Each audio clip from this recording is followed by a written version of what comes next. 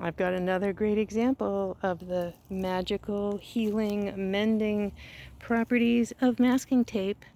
This Red Flowering Currant is pretty darn happy. However, a few months ago, probably like early spring, I found that this branch right here got almost completely broken off right at this point. So I got out the masking tape, wrapped it around tightly, holding the branch in position to grow back together. There were still fibers attached on both sides of the break. And lo and behold, here you go. Magic, magic, magic. Look at that. It's probably grown about this much since I did the mending.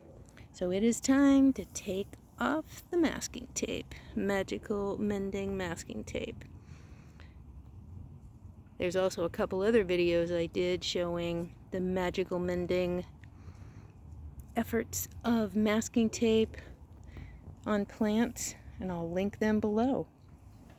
So don't think that masking tape is just what you use to keep paint off of areas you don't want the paint to get on when you're painting in the house or anything else.